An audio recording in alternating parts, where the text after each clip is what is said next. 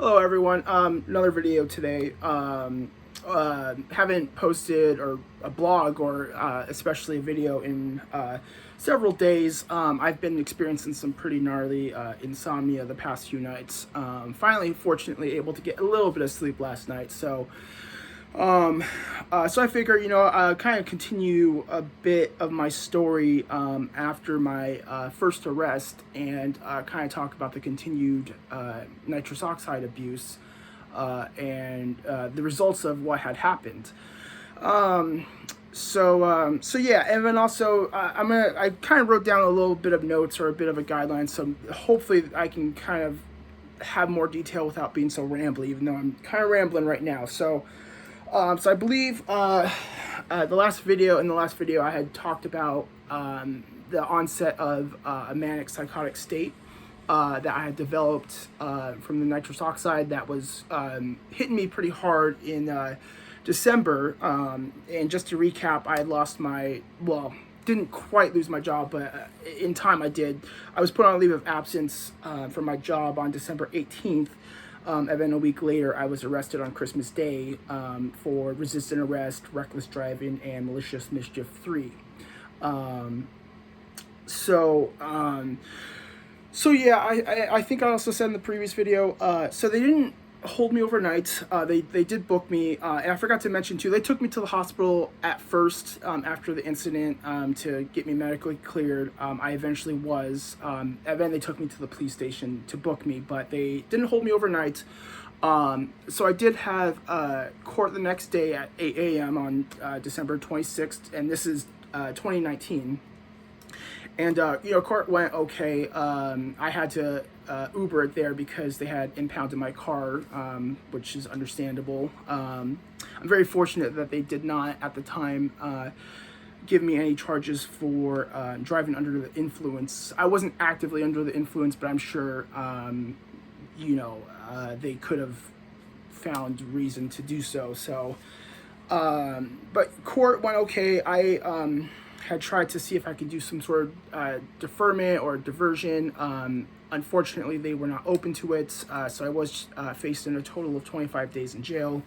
Eventually I was able to get into the mental health court, which unfortunately I did not successfully complete because of multiple relapses in the course of being in there. But I'll get to that another day. But so unfortunately, I feel like I never really truly hit a rock bottom at all during my addiction and substance abuse.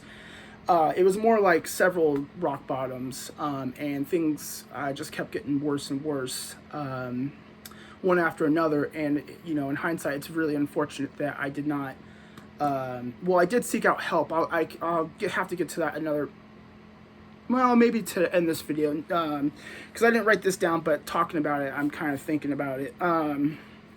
But yeah, so, there wasn't one incident where, I had been like, okay, I need to stop. Being put on leave of absence, nope. Being arrested, tased, and, have my ribs broken, nope. That wasn't rock bottom. I was able to get my car that day as well after court, and I stopped by a fast food place, get fast food, and then stopped by a different smoke shop because they had put me on essentially no contact or no trespass for the smoke shop that I was arrested in. But there was, of course, other smoke shops that I've been to before. So I did, after getting fast food, of course, go to one of those smoke shops and buy nitrous. It's really sad and unfortunate that, I didn't take it as a sign to stop. If anything, I took it as a sign to kind of continue. For kind of two reasons, mostly. One, the delusions. It's really hard to explain the nitrous experience, and I'll have to get into that another time, but it always felt that, in the midst of a nitrous binge, that I was on the verge of some sort of grand epiphany, that I had, discovered this secret, special, divine knowledge But when I would come out of it, it was always lost. So it was like I was just trying to chase after kind of the meaning of life in a way. Of course, talking about now, it feels so silly and, delusional, but it's really hard even now to discredit my thought process and, what my perceptions and, sensory experience was at the time. So I was kind of chasing that, but also at that point, after having probably lost my job, which, like I said, I did, but knowing that, and then also with the arrest and introduction into the legal system, I just did not care if I was alive, and I knew it probably wouldn't happen, but my hope was also that with the continued nitrous oxide abuse that I would eventually pass away. Normally that doesn't happen from asphyxiation unless you have a gas mask or a mask tied to a tank, or hooked up to a tank, I should say, and you just crank it, you go unconscious, but because the mask is strapped to your face, it continues to feed you the nitrous oxide until eventually you pass away from hypoxia, the lack of oxygen. Whereas with the dispenser and the nitrous canisters, there in the past have been many of times where I did fall unconscious, but because by doing so I wasn't able to actively consume more. I was able to breathe again, and then breathe fresh air, and then eventually come to. So and there's other risks and dangers of nitrous oxide. One, which I'll get into, that affects your vitamin B12 levels, and I'll kind of explain how that affected me. But I had known it probably wasn't going to, but again, at that point I really did not care. And I've struggled with wishing to be dead and even active suicidal thoughts in my life. So it wasn't a new thing, but it was definitely an exacerbation of my depression with those two recent events. So I kept going to the other smoke shops. They would not sell me a whole bunch at a time, so I would have to go to multiple ones. But I was abusing it daily still, with no break. And at that point I wasn't abusing as much, just because like I said, they kind of, I wouldn't say they cut me off, but they were definitely limiting the amount. I think what might have happened was the owner of those shops had heard about the incident involved me at the other smoke shop, and they were probably concerned of the same thing happening. So I totally understand. Either way, I mean, buying that much nitrous oxide, I mean, throws up a lot of red flags. So I had continued to abuse it daily, but it wasn't a whole bunch. I'd say maybe 400, 500 canisters a day, maybe, which is still, a pretty good chunk, but a lot less than I had abused, shortly after. I did try and seek out help. I was going to outpatient substance treatment and mental health treatment, but eventually I did stop going because I just let the, psychosis just overtake all aspects of my life with the continued use of the laughing gas. So I eventually dropped out. Plus, at the time, I really was not ready for sobriety. Again, I wish I'd made better choices back then, with the power of hindsight, but, it is what it is. So eventually they fully cut me off at the smoke shops, because I'd been buying it daily, and they're like, no, no more. And the owner actually was there. The owner came in and talked to me. So it was, and they were aware I was going to multiple of their stores in different locations. So they weren't too happy with that. So I was cut off for the time being. I was aware, there's other ways to get it online, and then at food service stores, like where you would buy kind of wholesale for a restaurant. But I did remember that there was a sex shop that was nearby my apartment at the time that had sold it as well. And that turned out to be for the worse, of course, because they had copious amounts of it. It was pretty much always in stock, and they were open 24/7.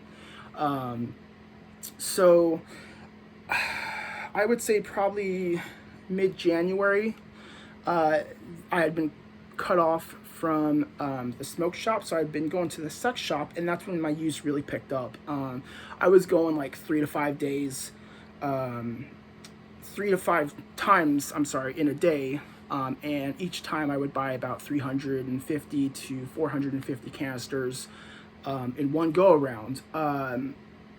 So it ended up totaling to be over an average of over 1,000 canisters a day, and that was daily for many, many weeks, stretching up until a few months. So I kind of want to get into more of the experiences and delusions that I had experienced with the nitrous, but the point of this video is I kind of want to talk about the negative health consequences that had occurred because of my continued use. So as I had mentioned, nitrous oxide, from my understanding, it inactivates, or at least it kind of renders vitamin B12 in your body to be useless. It's a really important vitamin. I mean, of course, they all are important, but B12 especially so, in the production of red blood cells. It's the main thing is that it is important for the maintenance, not necessarily directly, but as part of a metabolic reaction, important for the maintenance of nerve fibers, the axons. It's essentially as if you were to take a cable and strip away the insulation. That cable is either going to not work, or its transmission is going to be a lot less reliable and strong. So towards the end of March, my parents had heard about what had been going on, because for a long time I just told them, I didn't tell them anything. I pretended I was still working and I was doing okay. But then one of my friends, who I'm close to, and she's helped me through so much stuff before, told them, and so they were understandably concerned, so they wanted me to come visit them and stay for a while in another state. So I did fly out, and just paranoid and psychotic the whole time in the airport. Again, I'll have to get into that another day, but did get to their house, and pretty much immediately I had experienced what's called a Capgras delusion. It's essentially where someone believes that the person that they're interacting with is not the person that they know, essentially an imposter. And what I had thought was that my parents were, some sort of demons, or at least someone that was not my parents, and they, had malicious intentions, whether that was to kidnap me and again, the common theme was to take away the knowledge I had or power I had, or some very not reality-based thought processes. So I was very paranoid and just really not having a good time. So I had asked them to fly me out the following morning, which they, objected to, but they did anyways, because my parents are super awesome. I was only there for a day, so I flew back home, and then got back home, and of course along the way I stopped and got more nitrous.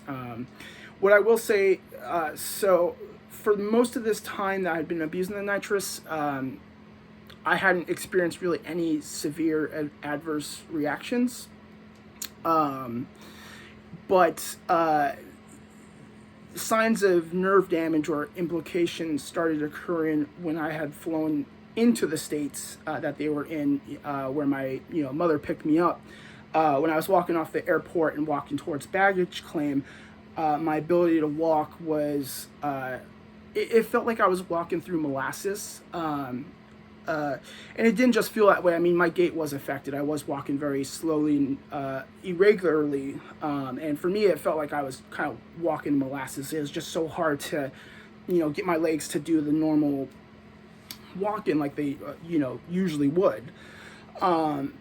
But that was kind of the extent of it. When I had gotten home, that had worn off to some degree, but then it was replaced with pretty severe muscle cramps and pain in my lower legs. I didn't really think much of it just because I was just, I told myself, well, I just, walked a decent amount in the airport and I hadn't been walking, let alone exercising this whole time. So that's what I thought it was. But when I'd gotten home, the pain still continued, the cramps pain continued. The following morning when I, woke up from sleep, is when I had lost my ability to be able to walk. Unfortunately, I think it was a combination of a few different things. Of course, the continued and substantial nitrous abuse had affected my vitamin B12 levels. But then the walk-in, and at the time, I think I had, a few scrambled eggs at their place, but other than that, I had not eaten at all in that time period. So I think kind of that and the walk-in was the last straw for my nervous system. So when I woke up, I unfortunately, I couldn't walk. I was able to, what I could do was kind of, crawl up or hang on to, like let's say a chair, my computer chair. Like if I kind of stabilized myself, I could hold myself up. But if I let go of that chair, then I would tip over. My ability to balance even was affected. So I not only could I not walk, I couldn't balance without holding on to something. So that kind of rendered me to crawling around my apartment just to get to the bathroom and, get to the kitchen for food. What had also happened too was I was experiencing numbness and pain, not just in my legs, but also in my arms. For the most part, I could use my arms and hands okay, but I was also experiencing weakness, very likely also because the nerves were stripped of their protective covering, so my nerve signals were not, going through as they should. So I couldn't even open up a bag of chips. I just did not have the strength to do that. And that, for me, wasn't even rock bottom. I wasn't able, of course, to go drive to the store to buy more, but I discovered a way to use a delivery app to bring nitrous from one of those food service stores that I talked about earlier. And so I didn't abuse nearly as much because it had also been much more expensive to have it delivered. But I had pretty much run through most of my funds at that time.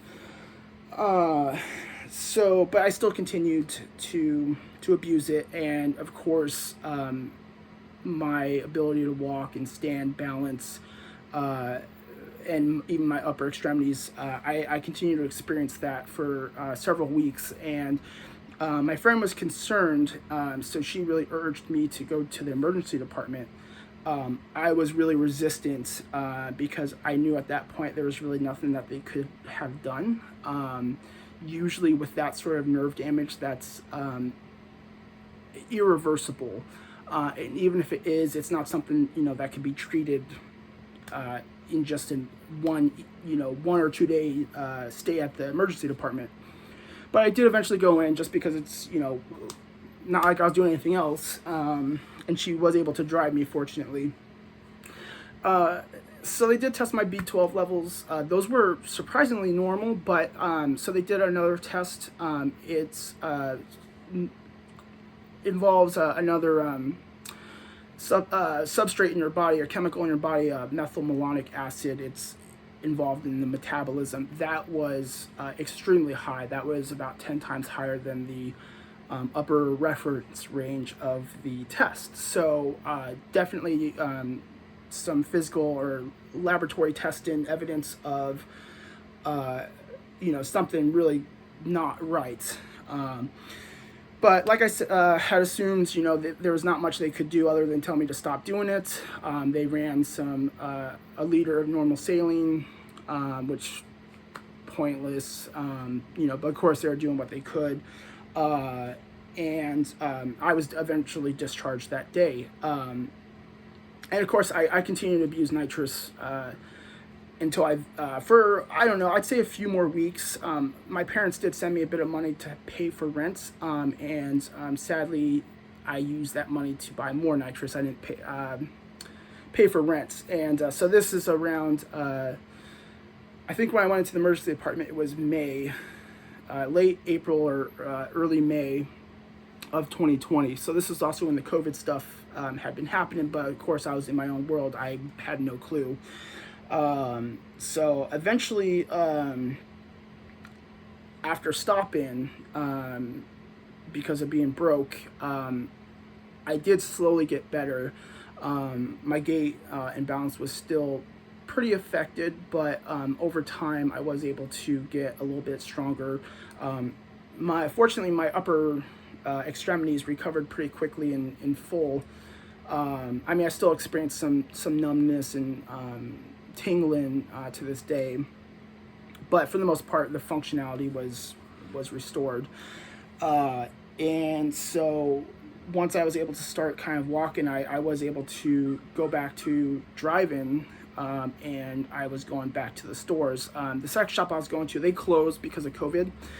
So you would think that would be it. But no, unfortunately not. I did drive to another state to go to a different sex shop where they were open, and they were also open 24/7. So that continued for a while. Fortunately, though, it wasn't as much as I had been abusing, so I didn't regress in that bit of progress I'd made in my walking and gait, but you know, of course, it wasn't helping. But yeah, that kind of end there. So that was May of 2020. A month later, I did end up getting a DUI at the end of June 2020. I'll discuss that in another video. I'll also discuss kind of how I healed.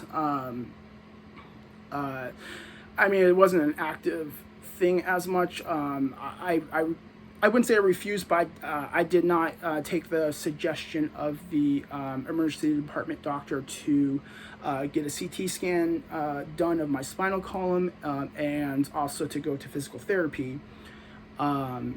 So fortunately, I'm extremely fortunate to not be dead.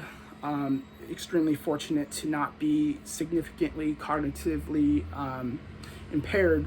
And I'm very, very, very, very fortunate. I not even fortunate, I'd say blessed. I mean, it really is. I'm you know, thank God every day that I was able to return to, I'd say I'm probably like 99% functional.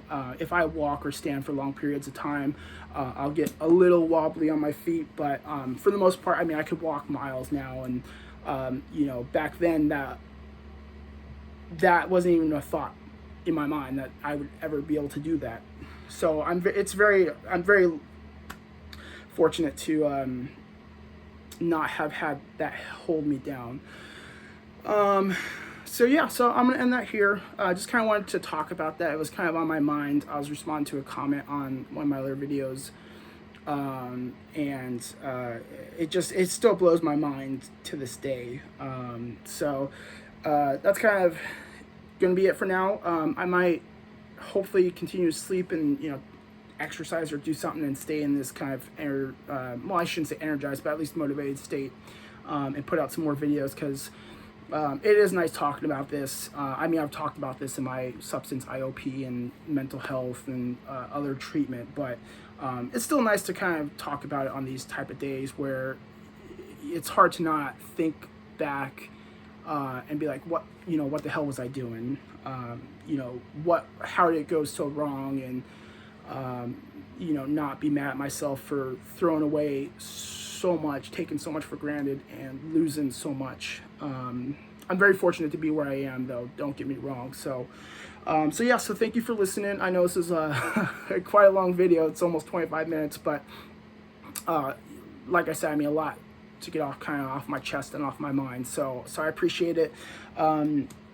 I hope you guys, everyone is having a great day, you know, and yeah, my goal will be to put out another video in the next few days, and kind of fill in some more details, and maybe talk a little bit more about past June of 2020. So thanks, guys. Have a great day.